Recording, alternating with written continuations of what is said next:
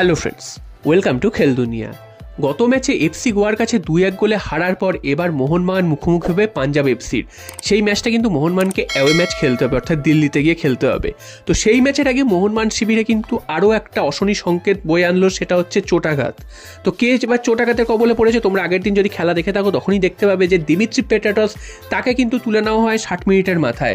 এবং সেটা তখন মনে করা ছিল যে স্ট্র্যাটেজিক একটা সাবস্টিটিউশন হয়েছে, কিন্তু পরে দেখা যায় টিভিতে সেটা কিন্তু সেই সাবস্টিটিউশনটা ফোর্স সাবস্টিটিউশন হয়েছে, অর্থাৎ তাকে কিন্তু চোটের কারণে তুলে নেওয়া হয়েছে এবং তারপর তাকে দেখা গেছে পায়ে বরফ লাগিয়ে বসে থাকতে। তো তখনই একটা আন্দাজ করা গিয়েছিল তাহলে কি তার চোট কি কোনো গুরুতর হয়েছে।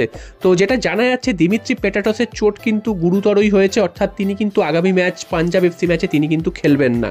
তো দিমিত্রির খেলা নিয়ে কিন্তু এমনিতেই সমালোচনা খুব হচ্ছিল, কারণ গত মরশুমে তিনি যে ফর্মে ছিলেন বা তার থেকে যে খেলাটা প্রত্যাশা করা হয় সবসময়, সেই খেলাটা তিনি কিন্তু খেলতে পারছিলেন না। তো সেই কারণে সমর্থকরাও একটু তার ওপর ক্ষুব্ধ ছিল। তো এবার কিন্তু তার চোটের কবলে তিনি পড়লেন, অর্থাৎ এই ম্যাচে তিনি কিন্তু থাকতে পারবেন না। তো মোহনবাগানের এমনিতেই গ্রেগ স্টুয়ার্ট চোটের জন্য নেই, তিনি পাঞ্জাব এফসি ম্যাচে খেলবেন কি খেলবেন না এখনও শিওর নয়, কারণ গতদিনও দেখা গেছে তিনি কিন্তু সাইড লাইনের ধারে বসে রয়েছেন। যদিও আজকের একটা ভালো খবর রয়েছে মোহনবাগানের জন্য, সেটা হচ্ছে গ্রেগ স্টুয়ার্ট তিনি কিন্তু দলের সাথে অনুশীলনে নেমেছেন। এবার দিমিত্রি পেট্রাটস যেহেতু চোটগ্রস্ত হয়েছেন এবং তিনি যেহেতু খেলতে পারবেন না, সেক্ষেত্রে স্টুয়ার্টকে খেলানোর একটা খুব চেষ্টা করছে মোহনবাগান ম্যানেজমেন্ট, তেমনটাই কিন্তু শোনা যাচ্ছে। এবং স্টুয়ার্টকে যেভাবেই হোক তারা নামাতে চাইছে, এবং স্টুয়ার্ট যদি নামে এবং তিনি যদি পুরো ফিটভাবে খেলতে পারেন, সেক্ষেত্রে কিন্তু মোহনবাগানের মিডফিল্ডের দায়িত্বটা তিনি একা নিজের কাঁধে তুলে নেন এবং তিনি কিন্তু পুরো মাঠ জুড়ে খেলাটা পরিচালনা করেন। তো দিমিত্রি পেট্রাটস এই মুহূর্তে তার যা ফর্ম, তিনি যদি নাও খেলেন সেক্ষেত্রে মোহনবাগানের যে খুব বিরাট ক্ষতি হয়ে যাবে তেমনটা কিন্তু একদমই নয়, কারণ তিনি মাঠে নামলেও তার পাস বলো বা তার যে গোলের শট বলো, কোনোটাই কিন্তু ঠিক মতন হচ্ছে না, ক্লিক করছে না ঠিক মতন। তো সেক্ষেত্রে তার থাকা বা না থাকাটা যে বিরাট কোনো ক্ষতি হয়ে যাবে সেরকমটা কিন্তু মোহনবাগান মনে করছে না, কারণ তিনি লাস্ট বেশ কয়েকটা ম্যাচে তার পা থেকে কোনো গোল নেই। হ্যাঁ, পেনাল্টি গোল আছে দুটো, এই সিজনে দুটো আইএসএলে গোল করেছেন, দুটোই পেনাল্টি থেকে। এছাড়া তার কিন্তু কন্ট্রিবিউশন সে অর্থে কিছুই নেই।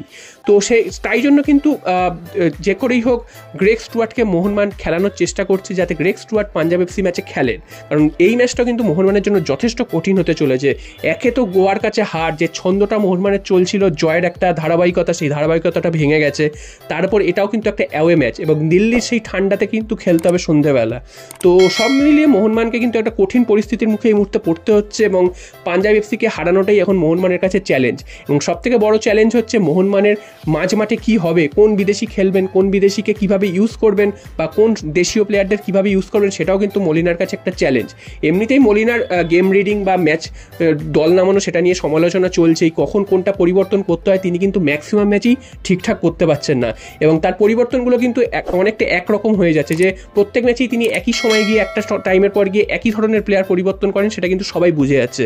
তাই তার কিন্তু প্ল্যান বি তাকে কিন্তু রেডি রাখতে হবে এবং ঠিক সময় মতন ঠিক ডিসিশন কিন্তু তাকে নিতে হবে, তা না হলে কিন্তু পাঞ্জাব এফসি ম্যাচও বার করা কঠিন হবে।